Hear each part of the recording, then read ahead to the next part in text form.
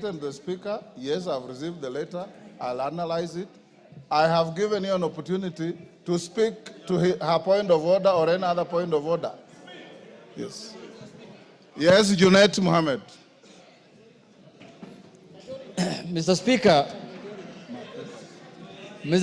first I want to say today that I am privileged to speak from the seat of the majority leader. Mr. Speaker.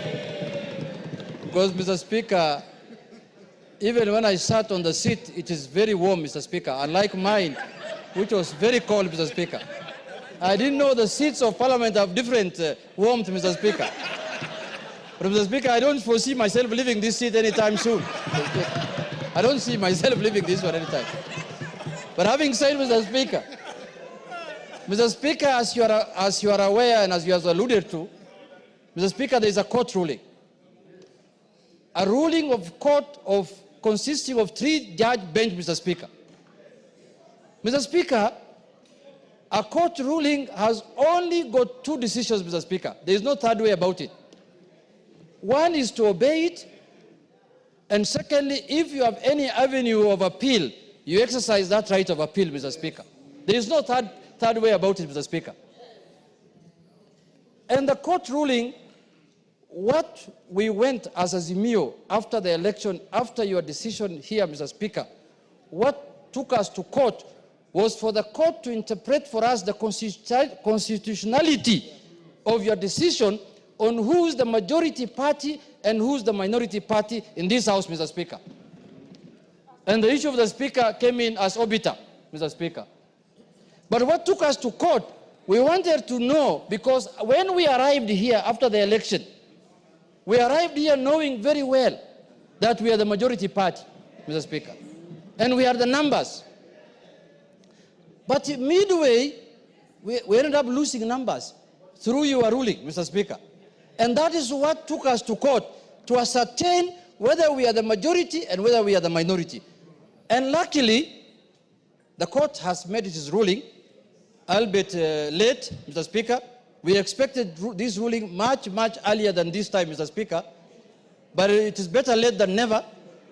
The decision arrived, and the decision has said that the Azimio party is the majority party in Parliament, Mr. Speaker. And I so happen to be the minority leader as of now, Mr. Speaker. So today afternoon, I just switched seats, and I took over the role of majority leader, Mr. Speaker. And I am capable of doing that work, Mr. Speaker. I have the capacity, I have the qualifications, I have the capabilities, I have the numbers in the House, Mr. Speaker, to lead, Mr. Speaker. I have everything what it takes, Mr. Speaker, to be the majority leader of this House, Mr. Speaker. But, Mr. Speaker, the issue that we need to exercise, to analyze, Mr. Speaker, is that, Mr. Speaker, I want to say this.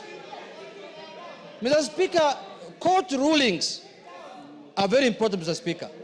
You remember after the election, we disputed the result of the election. We ended up filing a court case in the Supreme Court. The Supreme Court pronounced itself that we did not win the election, and the other party won the election, and we abided by it, and we respected the court ruling, Mr. Speaker. This court ruling also must be respected, Mr. Speaker. Because it's not like any other court ruling, Mr. Speaker. It's a ruling of the Court of the Republic of Kenya, Mr. Speaker. Mr. Speaker, this ruling cannot be taken jokingly, Mr. Speaker. When I went through it last evening, Mr. Speaker, these judges are raising very serious fundamental issues. They are raising issues relating to violation of the Constitution, Mr. Speaker. And you remember we impeached someone here because he violated the Constitution, Mr. Speaker. Mr. Speaker, if this matter is not addressed, we are going to have a constitutional crisis in this country, Mr. Speaker. So for that reason, Mr. Speaker, jurisdictions all over the world and democracies all over the world that we borrowed from, even this presidential system that we are running today that is running in this country, Mr. Speaker.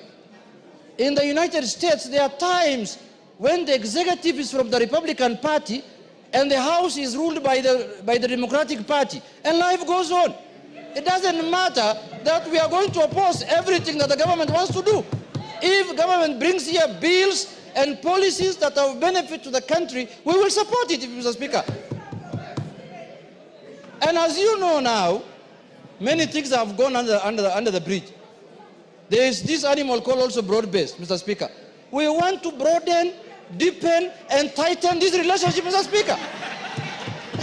If I may borrow your words, we want to broaden it, deepen it, and tighten it, Mr. Speaker, so that we can have a country that is cohesive, Mr. Speaker.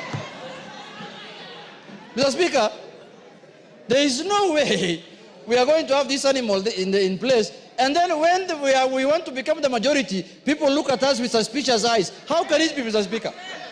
Members of Parliament are members of Parliament.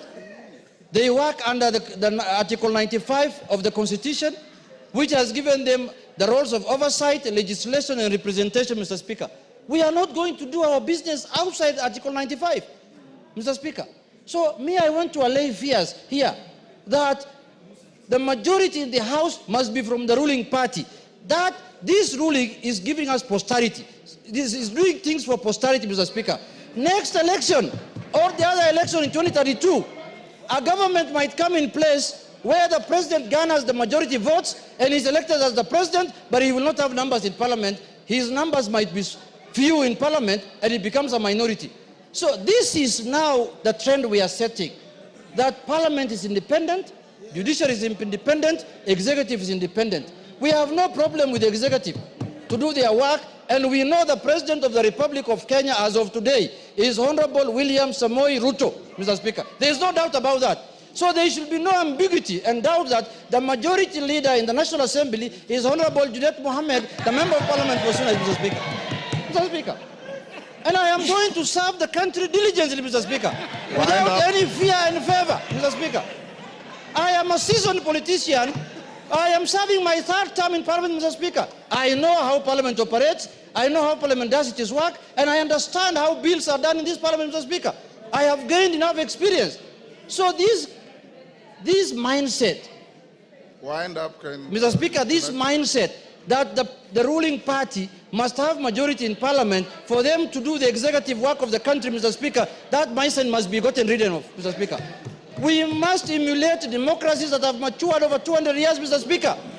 In the last election, in the last administration of Biden in America, Mr. Speaker, the Republican Party was controlling the House, Mr. Speaker, and the Democratic Party was controlling the Senate, and life was going on as usual, Mr. Speaker.